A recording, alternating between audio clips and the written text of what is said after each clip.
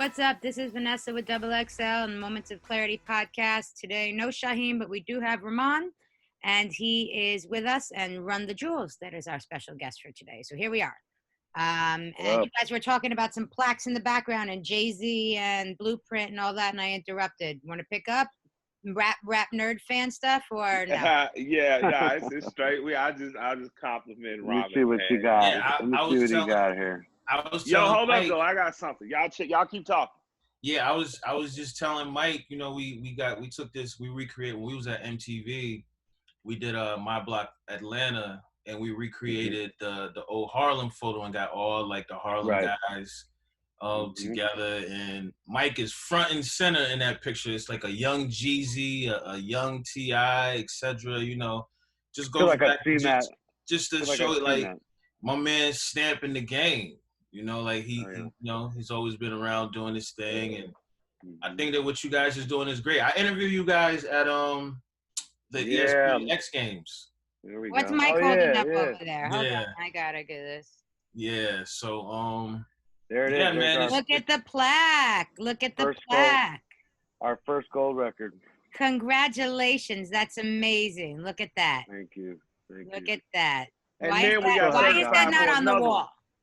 Not because I just got it. I just opened it. I got like a bunch of stuff. I just opened it. So we just got that, and we just got word Nobody Speaks with DJ Shadow went gold 2 days ago. Oh wow! So, congratulations. But man, I remember the X Games interview too. Yep. And even going back then, we did the mixtape Monday joint with Roberta. At this spot, y'all put us on. Y'all fed us so much great food that night, and that all you can eat joint. I was like, man, like that Southern hospitality joint is like it's really real. You know what I'm saying? That's like always appreciated Mike, and love what you guys is doing, man. Y'all continue to push the envelope. How y'all been doing like during this time right now? Yeah, tell us about the quarantine. Let's hear about your quarantining. I've been following LP on Twitter, and he definitely takes quarantining seriously. I definitely do. I just got my, me and my wife just apropos of nothing, just got tested just to make sure that we didn't have it, just because we knew some people who were like, who came up with it. They were like, oh, I got it, and I don't even have any idea how I got it. And so we were just like, fuck that shit. Let's test ourselves. Thank God we are negative, and but you know, I think you'll get two different answers. I think you'll get Mike living his best dream life of suburban household dad, you know, nourishment and accomplishment and just loving every minute of it. And then you'll get me, who's sick of this shit, just wishes that he was on tour. You know, you really miss tour like that? That's been a big thing for you. You're missing. Some artists love the road. Some as you really definitely miss going on the road with this whole thing. We love our fans. We love doing the tours. We love doing the shows. You know, there's really only two things that you really get as an artist that you really get to do that are like a part of really your art when you do music, and it's making the record and then getting out there and touring the record and sharing the record, right. Sharing it, feeling the energy and so yeah, I do. I miss it. I think that we have, you know, we give a very, I think we're gonna give a spectacular show when we finally get out there, and we were just really looking forward to it. And the demand was crazy. We were gonna be touring with Rage Against the Machine. We had like a sold out global tour. Well, we're gonna be. We're still scheduled to get out next year. Knock on this wood right here that's underneath this laptop. But yeah, knocking on my wood table too. Let's get it. Yeah, man. That's, you know, but I'm very lucky. Mike is very lucky. You know, we're okay. Like, you know, there are a lot of people that we know in our lives that taking, you know, months and months off being able to earn a living really devastating, and just it's you know, hard to feel also, bad for yourself because you couldn't go on tour when there's people who've lost their loved ones, right? Absolutely, 100%. I don't feel bad for myself. I'm just being honest in the fact that, you know, I really do want to get out on the road again, and if we're out on the road again, that means that things are better. You know what I mean? And right. That's a sign of the times. Right. Yeah, I mean, there's no speculation. We have no idea when that's going to be. You know, it's up to the states. It's up to the government. It's up to your personal safety and what you feel comfortable with. if there's an Correct. audience to go to, and we're in such unpredictable times. We're just watching and saying, because we document rappers, and rappers are not on the road, and when they go on the Right. road, things happen. So you watch and you see people getting tired of just sitting around, and then that how it affects you financially, and that how it Right. affects you, your whole art and everything, and your fame, and putting out an album during all of this. I have seen some cool things happen. I grew up going to the Starlight Drive-In as a kid. Like your parents would take you out to Moreland Avenue, and it could be pretty rough. And they had a drive-in theater, and like that's where working class and poor parents would take their kids. And you see a drive-in movie, and it was cool. You got to see like the old Bruce Lee flicks, the old Warriors. I went to a drive-in stuff. a couple weeks ago. Me and Emily went to a drive-in. Yeah. Well, what's happening here is the return of the drive-in movie, because I'm a car guy, so I love that. But also now they're doing drive-in concerts there. So Schoolie has done one there. It was tight. I heard Ross did one a few days ago. I missed that because my homie Richmond called me 45 minutes before the show, and I had just said I'd do something else, man. I was just like, damn, I missed the Ross show. And that's one where you're gonna see everything from old schools to old school Bel Airs to billionaire cars pull up. So I'm excited about the drive-in concert, you know what I'm saying, the phenomenon that's happening. I hope to see more of that. It's pretty dope. Yeah, we're actually plotting to try to put something together in Atlantic City out here, like doing like a drive-in thing. And that's dope. I saw last week where somebody was talking about they was doing a drive-in boat series, which I thought was kind of crazy. The boat? Can you like row? Like, can you row in? I think it's kind of like you gotta do movies on the boat. Yeah, they're gonna have this where you can watch a movie. You're just like you're on a floating thing. Yeah, and then it's like that's ill. I like. What do you think a mosh Jaws. pit? What do you think a mosh pit looks like at an all drive-in concert? What if we get bumper cars? You know what I mean? Let's do an all bumper car concert. Yeah, I saw one of the joints that was like, I think Mike is talking about, like the street execs have been doing like a whole series for like a month.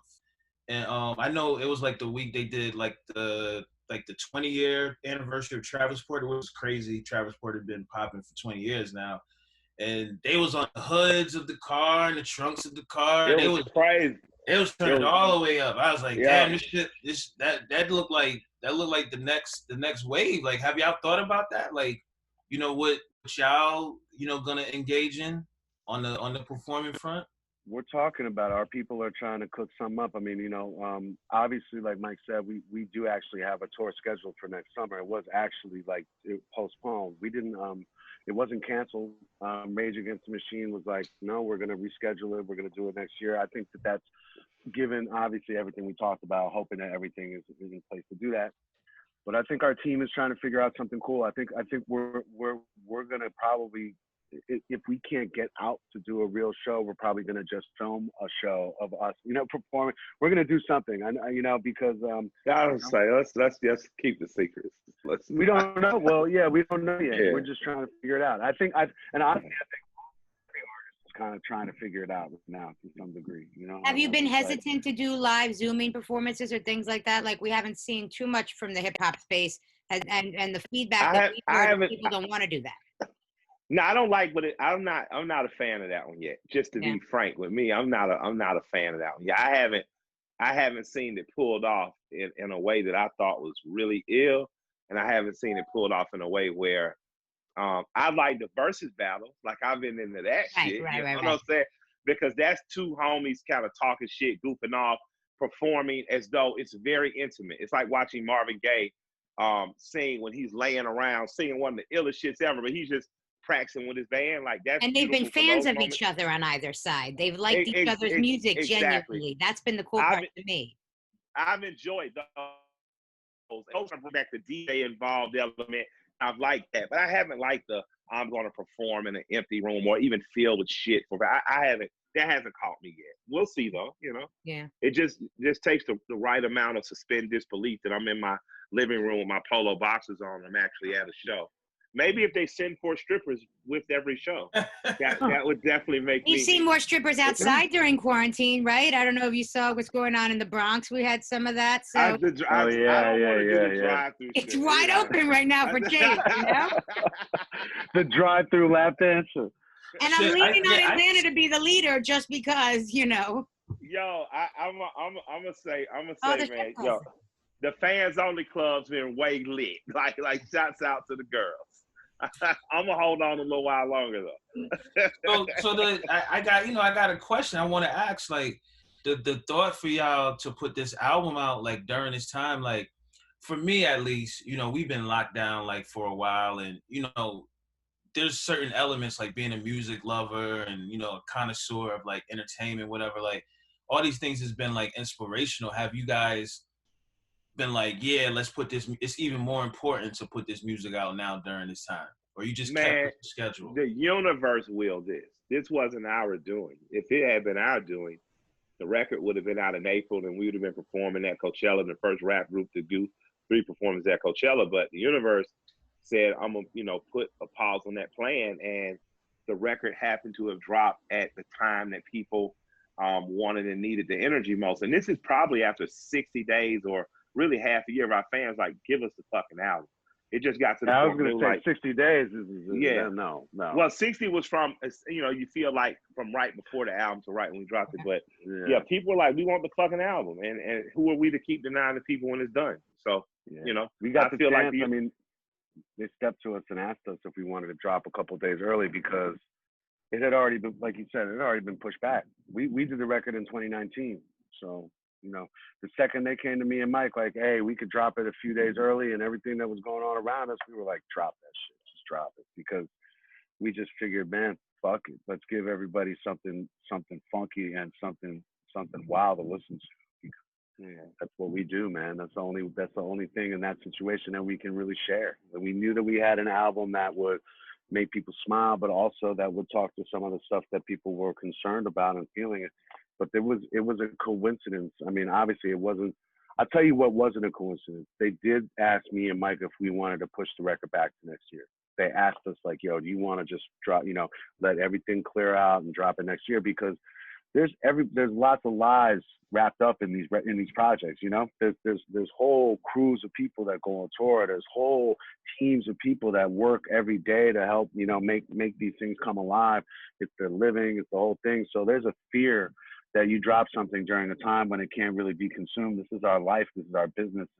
There was a fear that it couldn't work out, that it would fall flat, or that it wouldn't be able to, you know, generate income for the people that are working with us. And they asked us if we wanted to push it, and we were just like, it wasn't in our minds. I don't think it was even an option. We just knew that it had to come out for multiple reasons, but really just for our fans and for the fact that we just really we worked really hard on the music, and we just wanted the world to hear it. You know? Was there any records that y'all did during this time, like during the quarantine time? So it's all pre-quarantine before that. Mm-hmm.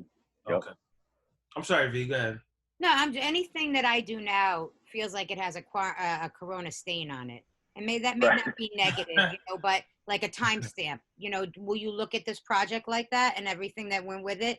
Is it when you look at your catalog, does it feel like that one had a dent to it because you didn't get to have the rollout that you wanted and everything, or do you treat it with the same special? Because to me, everything is like, I'm curious how I'm going to look back at everything that happened during this time and been like, woulda, coulda, shoulda, or certain things, or amazing that we actually got that done. You know, it's the half glass empty and half full way for it. But it's still, it's a marker in the time period of our lives, kind of this happened during that. Right. I think it's special, man. I think this time, as stressful as it is very unique, and it's historical. And history isn't always good, but it's history. And I think that we're in the middle of it. I don't think it takes away from the experience for me personally, at all. In fact, I think that it's going to be one of these. I hope 40 years from now I'll be telling my grandkids or something like about this time, and I think it'll be very interesting to them. I'm just happy and grateful that we have a career, that people care about the music we're making, and that we're able to, drop some shit, man. Honestly. Yeah. I'm a simple guy though. Yeah, I Fine, I mean, get you. I can't think about 1987, 1988, 89. I think about, KRS-One, NWA, Ice Cube, Public Enemy. So yeah, I feel fortunate in that in these terrible times, I'm blessed to be a conduit for a message that fits the time. And that's you don't like when Ice Cube wrote "Fuck the Police." He could have looked at it like it's just a rap record I'm writing because I feel like this today. But that shit, thank God he wrote it and they put it out because it resonated with every kid at that time who officer friendly went from officer friendly to officer I'll kick your ass. So I appreciate and I'm humbled by the opportunity the universe has given us to be a voice and an encourager of people that are pushing back against the system, and at the same time just to be some raw, dirty, grimy ass hip hop at a time where sometimes the sound is the antithesis of that, and we represent that in a way that's gratuitously fun. It gets to be it too. So I don't think it's stained by COVID, but COVID definitely is a marker of this time, and I think that we're one of the things that provides some dope energy, love, positivity, and just some brashness and stick your chest out hip hop shit in a time of need. Right, need, right. So I wanna ask you guys about like the some specifics about the music. Like I know that I went to school for design, so I'm always like visually drawn in to music. In certain situations, and you guys have been known for having like really compelling like album covers, and Mm. you took a little bit with you LP. You really like spearheaded that. And I know that y'all kind of took a little bit of a different direction now, and maybe if you could just elaborate on like the concept behind this album art that what you put out recently. I think that since we started Run the Jewels with the two with the hands, it's evolved, and every evolution has meant a little something different, kind of pertaining to the music. The first one was just kind of like we're monsters, we're just goblins coming out of the darkness, and it was cartoony, and it was kind of campy and dope. The second one had the bandages on, and I think it's because we kind of felt like it represented like we had been through some shit. There's some damage.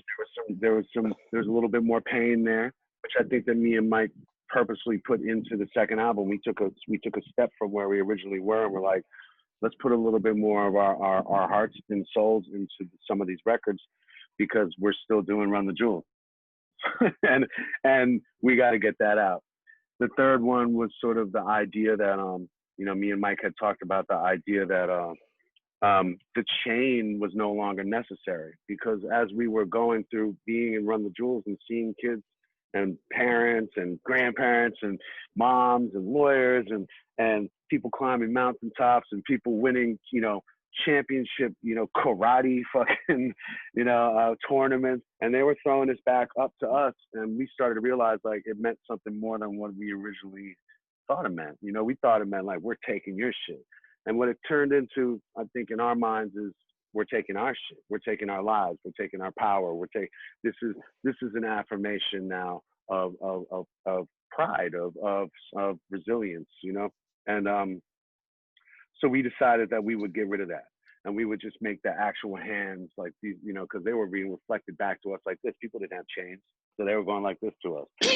We got rid of the chain, and then the jewel became the people who were throwing it to us.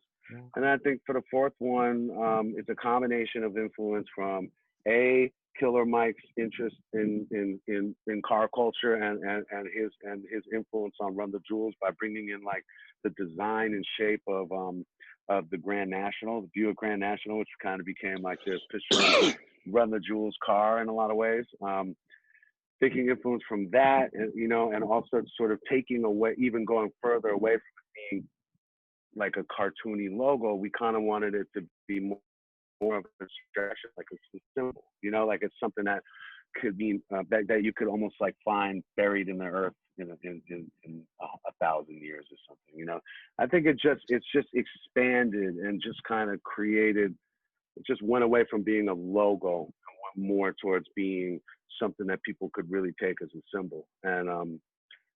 And that, did I get that right, Mike? Does that feel right as an explanation? Yeah, All that yeah, stuff? Yeah, absolutely. And a couple yeah. of things in reference to the car, the Buick Grand National being a part of the mythology of Run the Jewels. When you guys get the record, you're gonna see that the Grand National is set with this huge clouds of smoke around it. That's cotton. And Tim got that because I take tilt shift photography. Currency, who's also a fellow rapper, a friend of mine, but we also take pictures of toy cars and send it out on the net into each other. So he picked that up and brought it life size. So I picked that up, Mike. I picked that up and I told Tim about it. Okay. I was like, well, Mike does ill photography where he does cotton for smoke. Check this out. Yeah. So listen, I love Tim, but I need to get my flowers to that one because I know my partner. Yeah, I appreciate my man. So Tim recreated it, and I just thought that was like, it was because the last one we had it as comic style art, but Tim not only brought that bigger in 3D. Well, L turning Tim onto it brought that. Well, the other thing is the hands that were gold on the last album actually cast, to which I'm still waiting on my cast too, and it gives me another chance to show this because these are the hands. So those were cast. We're also, with this time though, that those hands you see, those Tron, like I think Tesla's truck stole our swag with that, right? Those hands, those hands are actually 3D. It's material, and that's a photograph. Yeah, it's a photograph, which I think is another thing where artistically we're both artists. Like we're both, as a musician, producer, visual lover of the visual arts. Me, I sit, doodle, and fuck off and shit all day. We got cool shit coming by way of merch. So I'm glad that you noticed that because I love album art. Like me too. Like that Snoop Dogg album art, that Too Short album art, like it was at a time where the people that were involved in hip hop were very serious about leaving an artistic mark. Not just the people who sang and danced and rap, but the photographers, the illustrators, you know what I mean? So one of the early illustrators in Atlanta, who had done a lot of work for LaFace, is now like a dope artist too. So I'm glad you recognize that for that. It matters. Yeah, we're definitely like those kids that were after school in our rooms, drawing, reading comics, listening to rap, smoking weed, playing video games. Like we're artists. When we were kids, we were just, and we were kids in a time pre-internet. So we had to create our own worlds. And there were people who, like me and Mike, would create our worlds by just soaking up art. Everything you could get your hand on, everything you can get your eyes on, everything you could listen to. And so we're very serious and involved in the art and the whole presentation of it. We believe that the albums are art. We want, you're gonna hold this thing. We want it to be something, and people treat our records like that because I think they're very beautifully done. People frame them and they put them as pieces in their living room, and it's like, we want to be this. That's an honor. It's so lucky to get to do what we do. Like we're so lucky to get to do this for a living. So every little aspect of it, we take pride in. Absolutely. Yeah, I think that's dope. I remember back in the days, like, for example, Biz Marquis's single "Nobody Beats the Biz," like that was one of the best cover arts for a single like ever in this world. Like to and this I day, have that 12 pink inch. and white. I have that. With just a bunch of women and guys, and it was crazy. I bought the first Cypress Hill single. I bought artwork alone. I hadn't heard shit. Funky Feel one, right? I just saw the artwork, and I was just like, oh no, I'm walking. I walked out of the record store with and followed them all the way through musically. You know what I mean? So art is important. That's the era we come from. That's the era we come from. Like, when I was in the store. When I was a shorty, I would literally go into the store and like they would have all the and the Wiz, they'd have all the albums on the walls, and you'd be like, yo, I want to listen, I want to get that just because the album cover looks kind of crazy. So the album art always played a very important part, and then you grab the album and then you turn it around and you look at like the track listing and stuff like that, and that was even more compelling. And not saying that like artists ever really needed features, but it was it was always a significant, like, oh, why did they work with that person? And like with you guys in this project, And I thought it was really, really dope. And I always thought it's dope how y'all pay homage to the legends and stuff like that. But I got a song with Greg Nice. I know, man. Hey. I grew up on fucking Nice and Smooth and Come on, man. Come on. Like, yo, you don't understand. They brought Greg Nice out the fucking. Come on, man. Yes, we did. And let me tell you, it was a childhood. I mean, we've gotten to use Run the Jewels to make some dreams come true for ourselves. Like, our art has been on the cover of Marvel Comics multiple times. In Marvel Comics, we've gotten to work with heroes of ours. We've gotten to take whatever little platform we have and show people, like, hey, we really go out of our way to try and, like, you know, to show people. Like, the Greg Nice thing was a sample, but we hit up Greg and we were like, man, we're going to feature you. We want to feature you because we want people to know that it's you. You know, like, it's not just like we want to steal your swag and just make a hot song. We want people to understand. And, like, look at Greg Nice. There's a lot of people that don't know who he is. Greg Nice is one of the coolest human beings you'll ever meet in your fucking life. He's probably still a great dancer to this day. Hey, bro, hold on. Look, you saw our video? Time the music hits. You know what I mean? Time the music hits. And just on some voice shit. When you talk about Greg Nice, when you talk about Guru, you know what I mean? You're talking about Too Short. You're talking about voices that are so distinctive. When you hear them, you know them in a room full of crowded people, damn near screaming. You know what I mean? Like, that's the illest shit about that. Like, in matters of music, there are tones and voices that mean as much to rap, and that the voice gets you excited. Like, you hear Pooh Bah, you hear Grand Pooh Bah, you like, oh, I gotta hear what the fuck he's gonna say. Yeah. And Greg, that voice, I don't care if it's 86, 96, or 2066, we are blessed to have that voice as a sample of him or as a feature on that record, because that motherfucker, it never stops, man. It's dope. Like, it's dope forever. And y'all was working with Primo. How was it? I mean, can never go wrong with Premier. The cuts, got the frame cuts. Yeah, over man. LP beats. Y'all had those scratches. Y'all got those signature scratches on Had to. We're just rap nerds, man. We're just rap nerds. Like, if we can do it, we'll do it. Like straight up. You know, we got a long list. Like, we probably have to make more albums because we just got a long list of people that we got to get down with. Like, now we have a little bit of clout and shit. I'm checking off everyone. But, like, yes, yeah, you know. Who else is there? On the list of people that on the list. Who we check it off? You know, there's more so albums. So many. I mean, I have a couple of, like, bucket list shit. But I'll say this. Someone asked me the other day, who would you want to asked me this on Twitter like maybe a month ago. Who would you want to throw on a Run the Jewels album that you haven't thrown on a Run the Jewels album? 2 names popped in my head. It might be obvious to some degree, but I want JayZ on a Run the Jewels album. I absolutely want JayZ on a Run the Jewels album. I think that has to happen.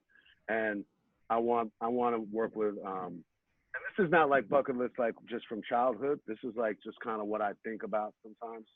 And like an MIA, because she's such a amazing. I love MIA so much, and we love to work with her. But for me, I mean, I know we got to get Scarface on a record. I know we got to get Ice Cube on a record. I know we got to get Ice-T on a record.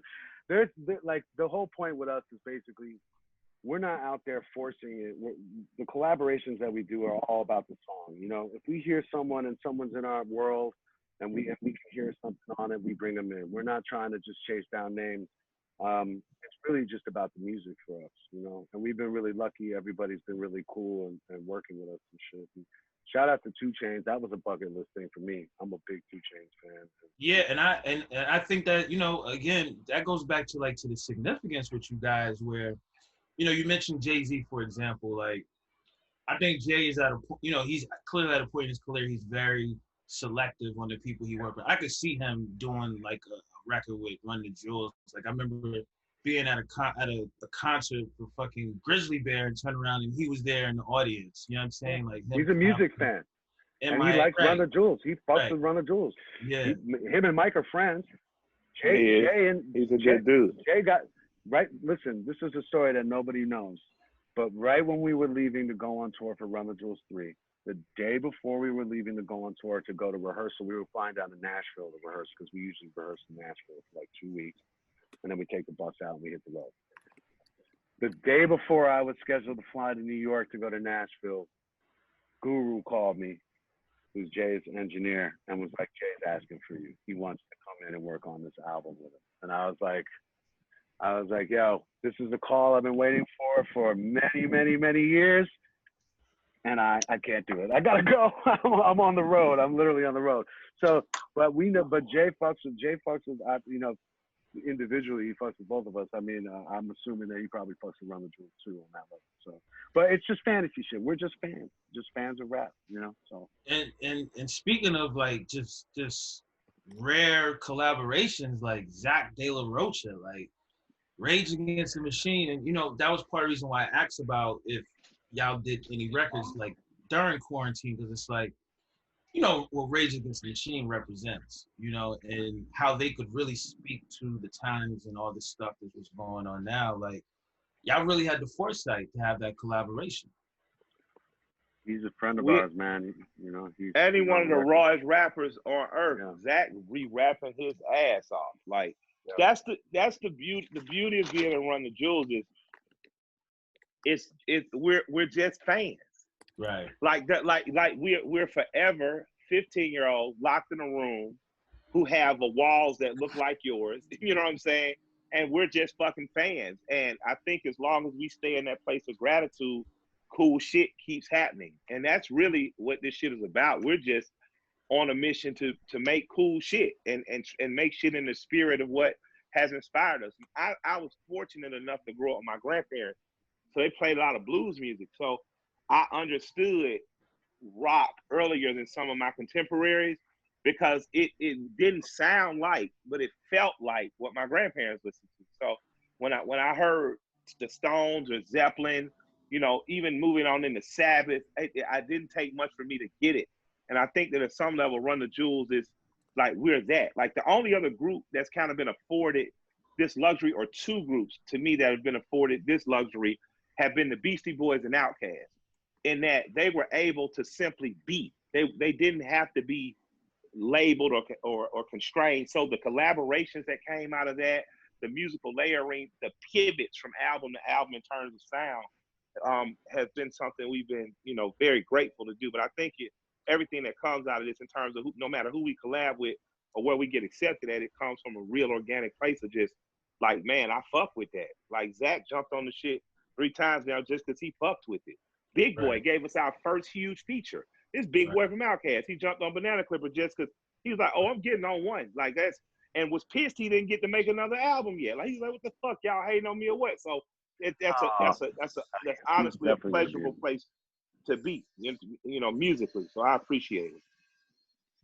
I had a question for you guys. We're in a very political time right now, and we don't have a theme song. You know, we can look back at other times, maybe it's in the 60s, and there were the We Shall Overcomes, or there were more, it felt like maybe more political theme songs to the time. Do you feel that way? Do you think there are? What do you think there are, the songs? But a lot of times, movements go along with music, you know, or they're the soundtrack to everything. Do you think we have a soundtrack to right now? Do you think we're lacking that? What do you know, that's something that I've had a kind of a few conversations about with people I know about all the stuff that's going on, is not that the music is not there, but I don't know if you could pick the songs out that are the themes of the movement, and should there be that? Is that putting too much pressure on artists? So what do you think right now about the music that's coming out and how it ties into the times that we're going through? I've had friends on the ground at protests, and I have seen and heard with my own 2 eyes the 2 records, Walking in the Snow and Just, on the grounds of protests, because we have not written any record to be the theme song. I don't think Chuck said, I want to write the theme song of the first half of the 90s and fight the power. I don't think NWA realized, I'm sorry for that. You hear there's a little construction going on around us. I don't think that, you know, NWA said, I'm going to turn the police system of police and expose it for what it is on Fuck the Police. I think you do what's honest and true to the social times, and the people pick what moves them. And when the people pick what moves them, that becomes the song. But I think that people are picking those two records, and our album feels like people have picked it as the soundtrack to this mark in time. And I humbly am just, I'm humbled by the fact our shit does that, because that's what Ice Cube did for me. That's what Ice T did for me. That's what Schoolie D did for me. You know what I'm saying? That's what those records did for me in my time. So I'm happy that our music hits now for that. Is there one record that was Bob Dylan on one side, and there was Aretha Franklin and the Staple Sisters on the other, and Staple Right. Sisters and artists like Aretha on the other. So I think though that musically, everyone from Little Baby to Run the Jewels is doing the tradition of what hip hop is supposed to do, and that's say something when you got an opportunity to say something. Right. That's it. That's what we've always done. Right. I think people crave honest or not even honest, genuine music. You know, I think that's when people are really feeling,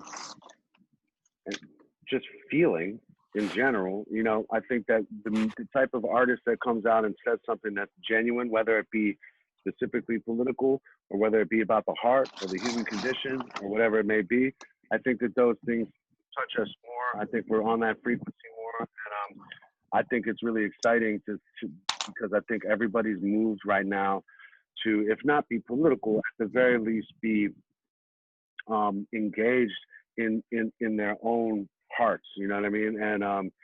And like Mike said, I think it all comes from different directions. You never really know what's going to really mean something to you at any given time. We did have that sort of that feeling of really connecting with people, kind of in a sense, almost accidentally, because obviously we wrote this record in 2019, and so this was stuff that was on our mind in general. We weren't writing it in the middle of something that was like this big public uproar. We were writing it as just a documentation of what we considered the reality of society to be always, you know, and it connected because I think people were tuned into that frequency, and it's an honor to connect that way.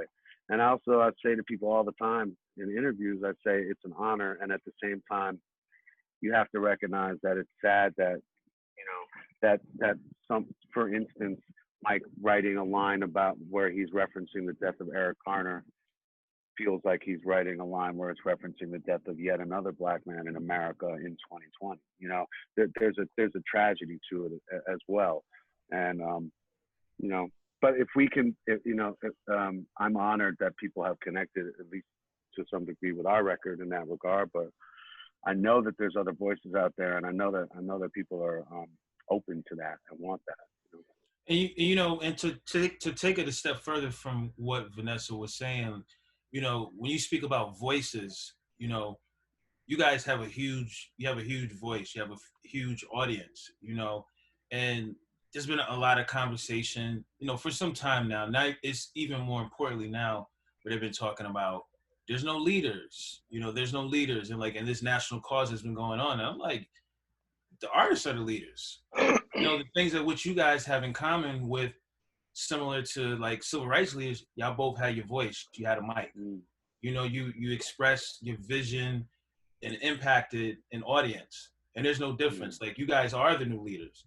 You know, I think sometimes that tends to get a little bit undermined, you know, in moments like this. Again, like I said, for myself, if I'm up in my crib and I'm locked up, I put on some music to feel good. You know what I'm saying?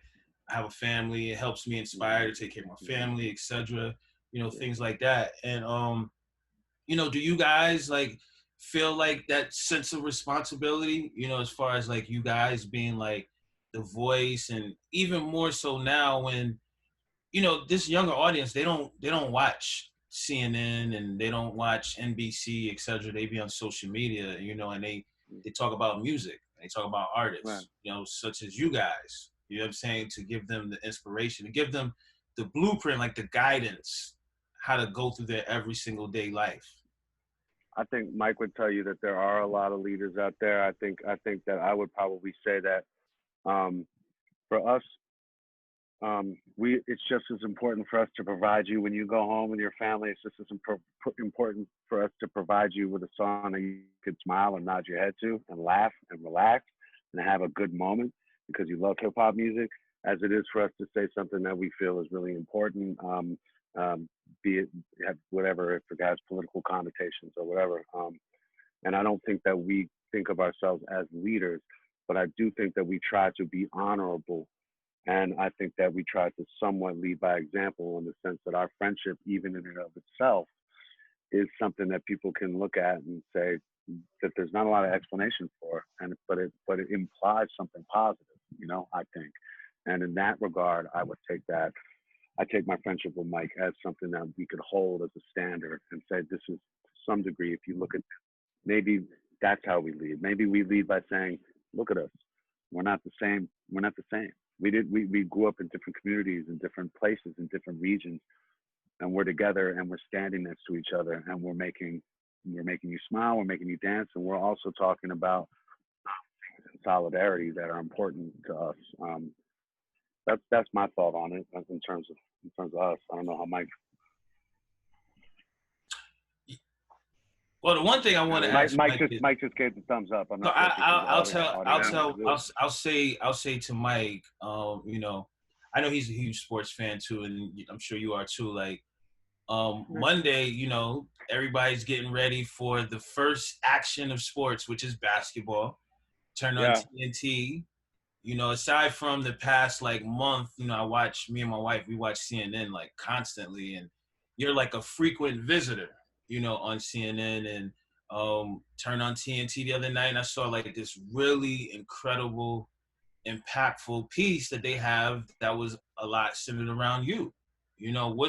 What's that association been like with you working with delivering this, impacting this message through sports, and and balancing that between your music, to you guys' music? Man, I feel like the luckiest guy in the world because my wife, everyone on here knows Shayna. My wife is a very Southern woman, and like Vanessa, she can be bossy. Yeah, so she like Vanessa's known us since they took pictures of me and did a story on me in the streets when they were just trying to help me stay relevant at a time I was putting on mixtapes. But Shayna's very honest and practical, and she says, "Hey, your job is to sing and dance. I don't want you to get so distracted by moments of leadership or wanting to be or getting enticed to be a leader that you forget that you have a job and your job is singing and dancing. And that's what you wanted to do since you were 9 and you love that." So I stay focused on me. I stay focused on taking care of the best me and staying the happiest me. And in matters of stuff that's leadership based, I kind of just do my part to civically do what I think any member of society, should do. So with the NBA, I have had an opportunity to build a relationship with people that have played the game, with people who I consider idols, with the actual owners of the Atlanta Hawks in particular, the president of the Hawks, the coach. And I have learned that as a community of people, there are a lot of people who want to see good done. And they have been very transparent with me at times, like, we don't have this shit figured out. And I'm like, shit, I don't either. But what could we do? So you take an organization that says, we know voter suppression has been an issue. We hear machines aren't making its way to the West Side. We're 4 miles from the West Side. We're going to become the largest voting precinct or the largest voting polling place in the state by opening up the arena. I just think that shows a lot of good faith. So we encourage one another. There's a young lady named Melissa who runs marketing over there. She's a sister, and she's amazing at making sure a city that's over 50% Black has participation on every level from that community. And I think as an organization, the NBA has made strides to do that. And I mean, in a good way, I think ahead of some of the other leagues. And I think it's obvious. I think that their players are incredible spokespeople. And when asked to contribute, I do my very best to. So I've been fortunate to be asked. And I've on my off days, as my wife reminds me, my job is singing and dancing. On my off days, I make sure I do my part, and they help magnify a message. And as long as they ask and it makes sense, then we're gonna keep doing it. When I think about like Run the Jewels and just what you guys, your message, like your music and the impact you have on the audience. Like for example, HBO announced the other day, or last week, it was doing a documentary on Yusef Hawkins, young Black man who was killed in Bensonhurst, Brooklyn, at the height of like racial tensions, and that's similar to what's going on now. and Spike Lee puts out Do the Right Thing, you know, and the soundtrack to Do the Right Thing was Public Enemy, you know, Yeah. and that's why I asked about the significance, like just the, you know, the coincidence of you guys putting out music like during that time, and like just the Right. importance of what you're doing, what is your take on just like the whole racial tensions and people adapting to the black, as I call it now, which is nothing new to what we've been dealing with like since we've been born. You know what I'm saying? Are you like, do you look at it and just accept it, or you just want to really like you help further that message or whatever? And I say this from a place from just looking at some of the, you know, some of the efforts that what you've been doing an incredible job, my brother, you know, like just like representing the community and the culture, and you know, and Yeah. then accompanying that with just such great music, like with the Run the Jewels stuff. So what's the question exactly? I think he was at. Like just I'm like right now, as far as like the racial tensions, like is there do you see like that much of a difference versus like just what's been going on like over the course of probably like your guys' career? I Because you think being L's hip hop prior. artists. I think L's prior answer really answered it. You know, and so, you know, if y'all watch and rewind at this point, but L talked about how simply as our friendship from being culturally from different places, racially and ethnically from different places, yet having a friendship and a bond based around common interest and love of hip hop. Our friendship is the greatest representation of what I tell young people when I speak to them at colleges and high schools. When I was asked by Buck, by a group of illustrators, what's the best thing we could do for the world? I say find one kid that doesn't look like you, not from your racial background, not from your religious background, and mentor that kid to become an illustrator, because you think you're teaching that child to draw, but that child is actually teaching you another world perspective that you may never have had. So there's an equal exchange of information. And as an adult, you grow, hence making you a braver adult in dealing with those that don't look like you, a more sympathetic adult in seeing others that don't look like you, and a more understanding human being that understands that that matters of race are not only artificial, because there's a human race, and then there's 500 years of pseudoscience that tell us that we're split into different groups. That's really just about how close or far we live from the equator. Now, there are different ethnicities, there are different cultural practices, but human beings are human beings, you know?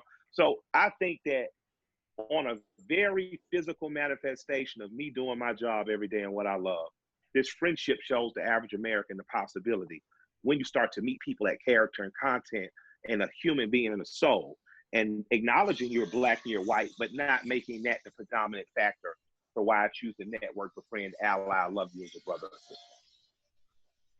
I like to think that there's I like to think that there is something happening now, you know, that's natural.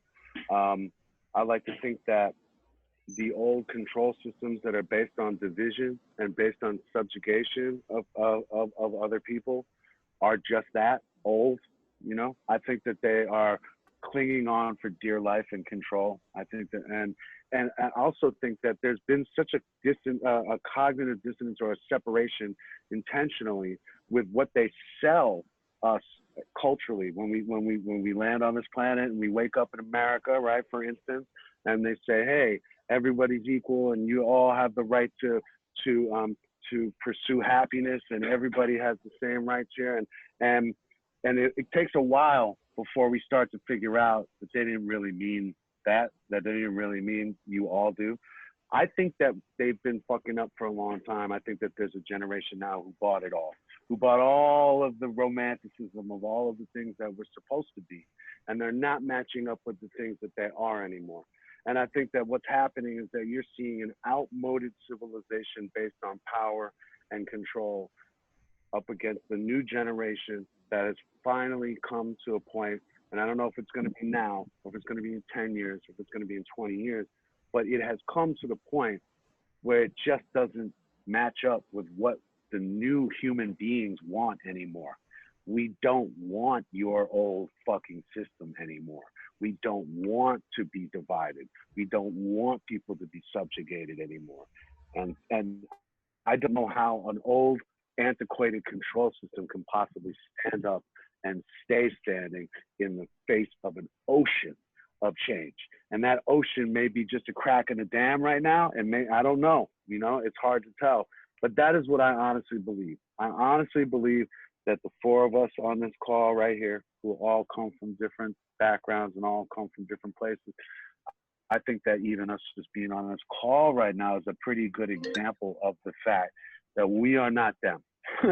We are not all those people. That was their thing, and they're trying to enforce it on us. I just don't think it's going to last, and I think that's what we're seeing here. I think that they're flaring up where they can tension, because that's how they control people, and they've got their backs to a corner, and they're using the old tricks that they can to try and flare up things. But at the end of the day, it really doesn't click anymore. Really doesn't make sense.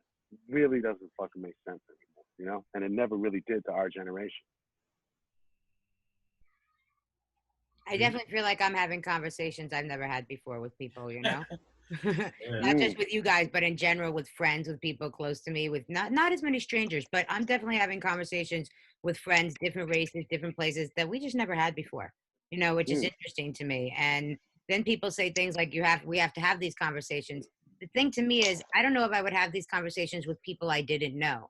I think I'm having these interesting conversations, these very deep conversations discussing things that we kind of never have before, but it's with people that I'm close with, which maybe there's a comfortability in that. And maybe, I don't know if that's a problem or not, except it's interesting to talk about things that sometimes were in your head and never spoken on before. I feel like I get something out of that. I wonder if other people do, and how do you create that conversation if it's not just with someone you're close with, I think that's where it starts. Yeah. That's where it starts. So what's next off from, the next steps off the project, like visuals?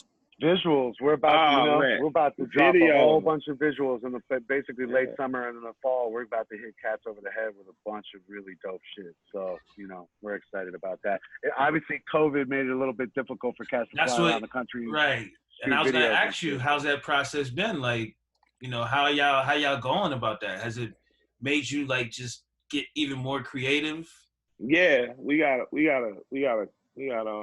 some crazy shit coming. They're shooting shit in their living room. He's in his living room. He's in it. They're making videos. The first video is going to be from their living rooms or something, right? Yeah, straight up. That's where we're at. No, I'm just kidding. I expect more from you guys. I got a green screen in the basement.